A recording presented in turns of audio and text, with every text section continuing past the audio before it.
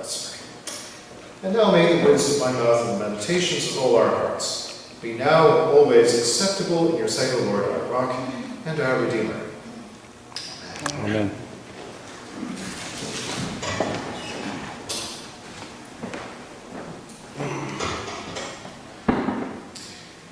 Following is for losers. You ever think that? Think about what it means to be a follower, culturally, economically, in our society, in the Western world right now. Have you ever heard of a university commencement speaker congratulating graduates on becoming followers of tomorrow? Right? Or anyone receiving a recognition or an award for their contribution to the community as followers? Or how about this one? Does anybody frame their resume to highlight where they exercised following as a strong work performance? In fact, when we often talk about following in our society, it's usually framed pretty negatively. Don't be a follower, be a leader. Don't follow the crowd. Or as my dad used to say, if your friends jumped off the interprovincial bridge, would you? That's a bridge, of course, that spans the Ottawa River. Following in our secular mindset is for people who can't think or act for themselves. Following, we think, is for losers. There's only one place that I can think of where being a follower is encouraged, and that's on Facebook. I'm told it's on other social platforms as well, but me being a bit of a Luddite, I'm not quite there yet. If there had been social media in the first century, Jesus probably would have been pretty popular, because in fact he was popular. People followed Jesus. Lots of people wanted to be his friend, to see what he was doing, to go where he was going, to hear what he was speaking. Lots of people wanted to be his friends, and not just on Facebook, Instagram, or Twitter. They wanted to be his friends for real. After all, the real Jesus made quite a name for himself. He traveled the countryside, healing, driving out demons, manifesting a bunch of other miracles. He'd been saying a lot of things that were sometimes funny, sometimes provocative, and sometimes pretty darn insightful. And the crowd followed him everywhere he went, it seemed, and listened to every word he said. And of course, he had a closer group of friends he called disciples. Now that word disciple means a couple of things. It means student, but it also means follower, student, an observer, one who seeks to emulate, in this case, the professor. But Jesus' students didn't always get what he was trying to teach them.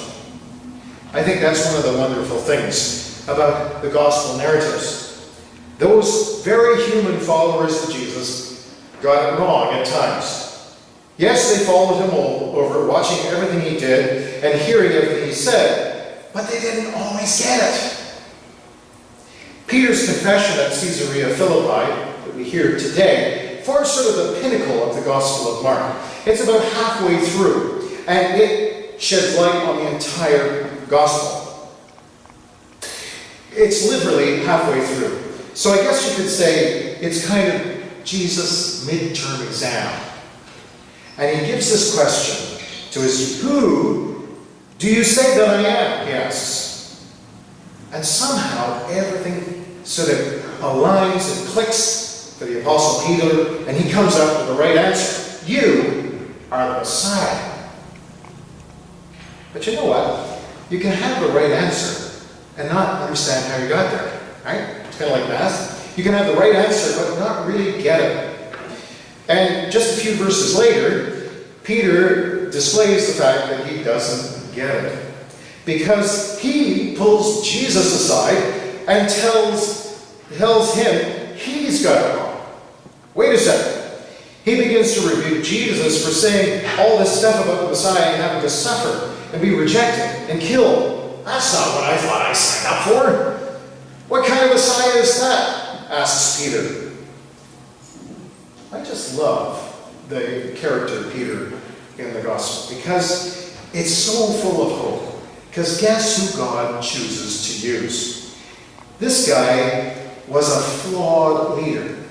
The truth is, he was sometimes thick as a plank, blind as a bat, deaf as a mute, and you get it. But who does Jesus use in the church? Who does Jesus use, or choose, in this case, to lead the apostolic band? Peter. That's a good thing. Have you ever noticed that Jesus doesn't call angels to lead the church? He calls flawed human beings to lead and serve God's people. Jesus cuts Peter right off, though. He says, "Get behind me, Satan," he says. Now, Jesus isn't calling him Satan lightly.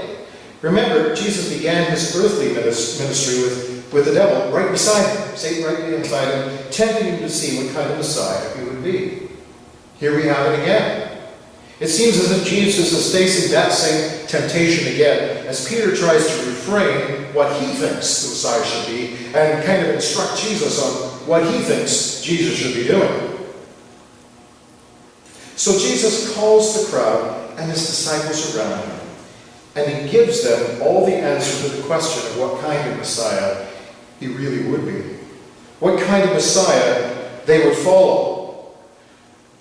If anyone wants to become my followers, let them deny themselves, take up their cross and follow me. For those who want to save their life will lose it. And those who lose their life for my sake, for the sake of the gospel, will save it. You know what? It's true, and we know.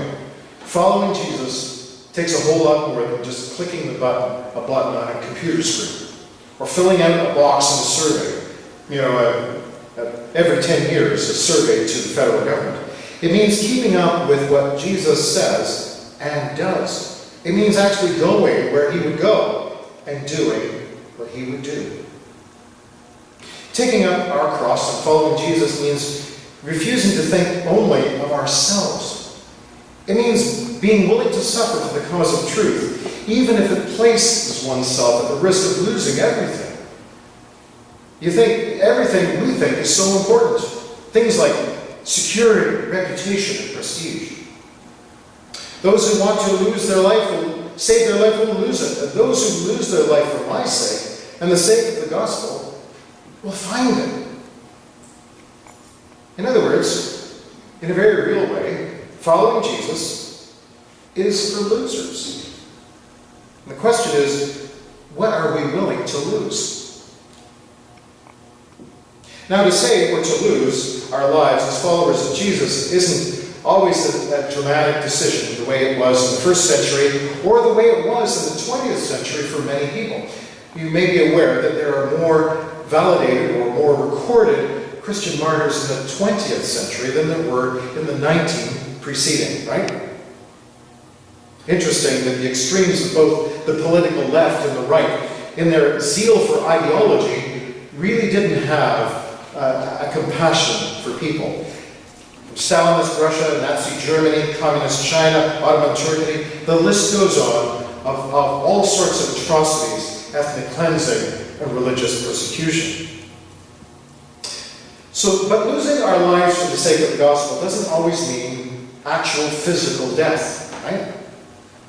But it does mean martyrdom. Wait a second. That word martyr in the Greek means witness. To be a witness is to be a martyr. What's that about? But what does a witness do? A witness tells the truth. What they have seen, what they have heard, no matter what. It's just that. In the first 3 centuries of the church, telling the truth would get you put to death. Because the truth was, Jesus is Lord, not the emperor. And sometimes it would get you put to death, other times as well. But sometimes it just means, having to sort of sacrifice other things. So if being a Christian were to become a crime, would there be enough evidence to convict us? See, Christians are not simply leaders leading an important struggle to bring forth the kingdom of God. We are to be followers, followers of Jesus, his reconciling love, his kingdom, his grace, his truth. And that is to transcend everything we do and are. Without being a follower, being a leader is not enough. Because the truth is, if you're not following Jesus, what are you inviting people to follow? As much as the church needs leadership, and we do, that's a good thing, it's not going to count for much if we're not developing in our ability to follow Jesus. So as followers of Jesus, we should be developing how we help each other to become losers in the good and biblical sense. Losers of anything else that keeps us from following Jesus. Losers of our fears, our anxieties, our pasts, or what we think our future should look like. Our status, our schedules, our need to be in control, and our desire to have it our way. In short, the Christian faith is a call to lose anything that keeps us from losing ourselves in order that we may find our true selves in the abundance of God's grace. As it turns out, we have a lot to lose. But we have so much more to gain. So, I invite you to keep following and to keep losing in order that you may gain. All we have to do is follow the leader. Let's pray. Gracious and loving God, in Jesus you came to give us abundant life as followers of the way, the truth, and the life. Fill us with the strength to take up our cross and follow Jesus, that we might have the abundance of true life you intend for us and for all people. This we ask through Jesus Christ our Lord. Amen. Amen.